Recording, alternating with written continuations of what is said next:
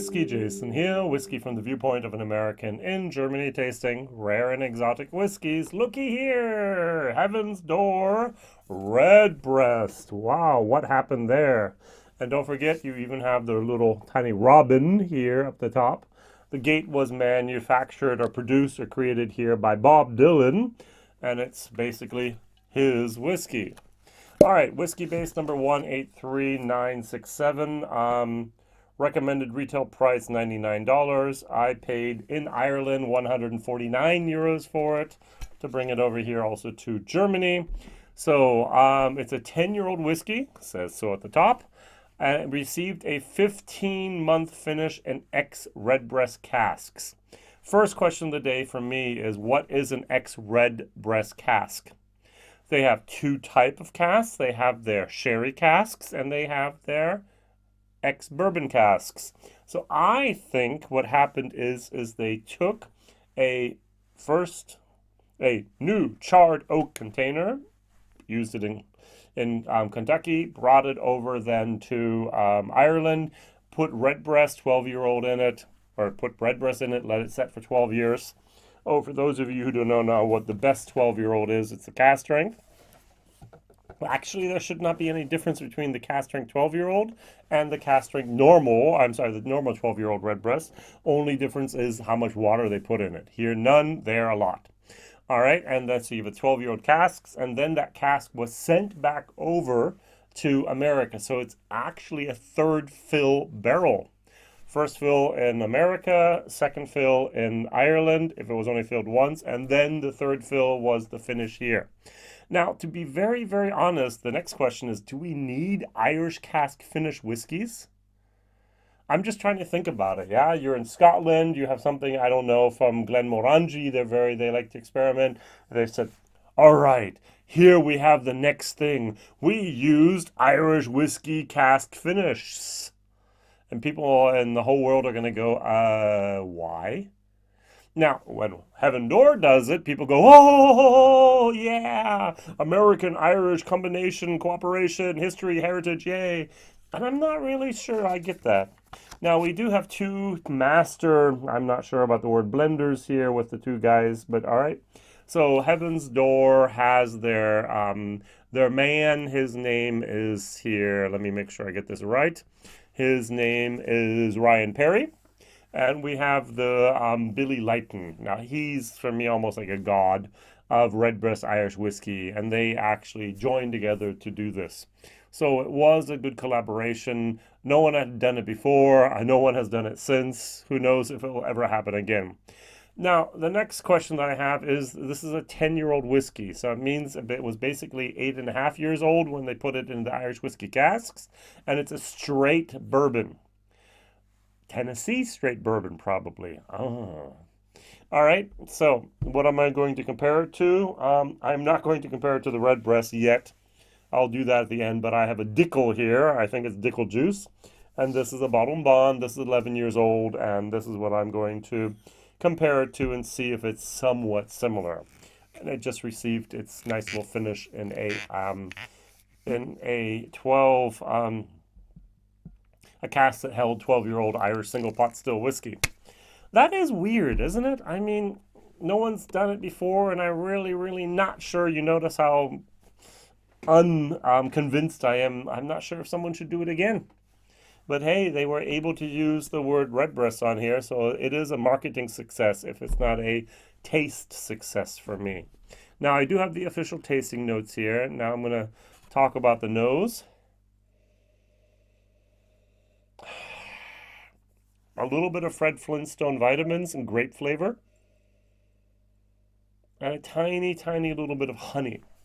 So what it says on the official tasting notes from Redbreast whiskey here for this, it's full and complex body with notes of red apple, figs, and dates. Don't get the figs, don't get the date. All right, so over here.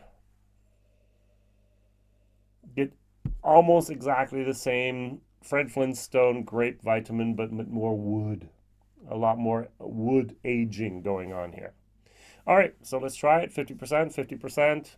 For me, 159 euros. Here, I only paid 109 euros for this. I might have been 29. I don't remember. It was way too much. $40 in America, $99 in America. Recommended sales price, RSP.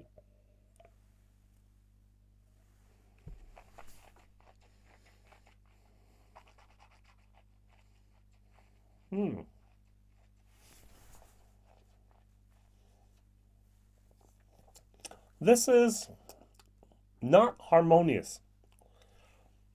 This is a little bit of a battle in my mouth between the Tennessee and the finish. There is honey at the end. I must admit, I do get honey.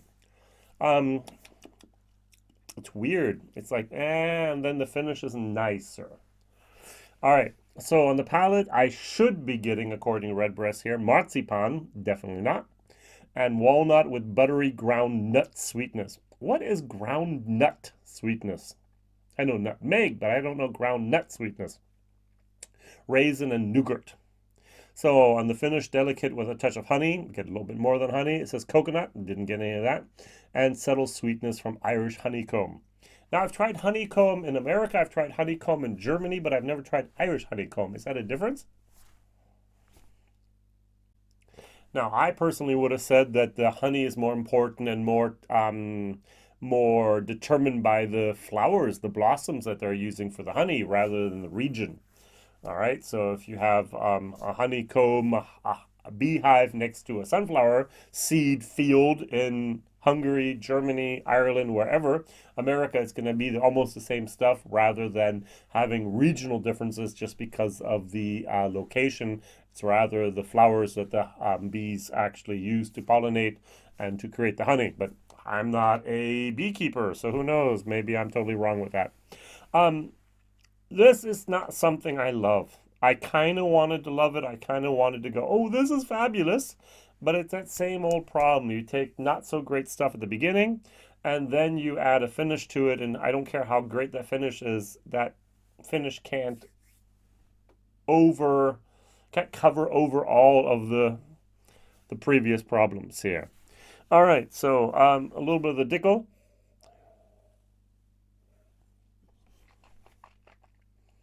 Hmm. I kind of like this a little bit better. Now, what I did in my German video at the very beginning is I did not know what to expect, so I just took out a 50% single barrel, Four Roses. Much better. I like this a whole lot more than I did the Heaven's Door. So then I took out something I did not like that much, and that was the Dickel here. And I like this even a little bit better than that. So something's weird, something's unbalanced going on here, in my personal opinion. It just doesn't click with me. I don't know if ever other people have tried this and they loved it, or they're just like, oh, I have to love it because it's the Irish American, it's the Redbreast, and the Heaven's Door cooperation here. Um, I like the people behind it. I like the companies behind it, more or less. But I'm not a great fan of what's going on here. All right, so I'm going to put a tiny little bit of drop of water in here. 3 drops. 50%.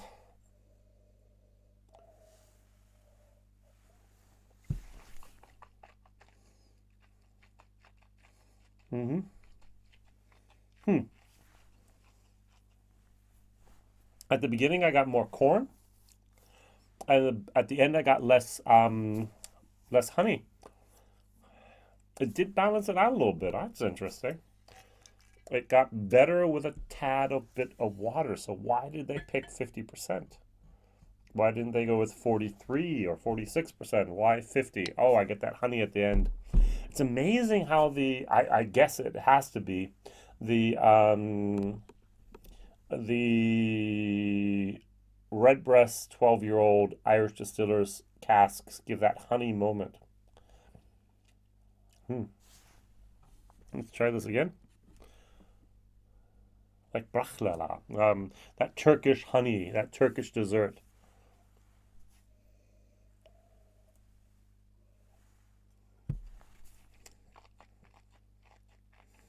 Mm, mm, mm. The finish is really the high point. It's the climax. Is the best part of this.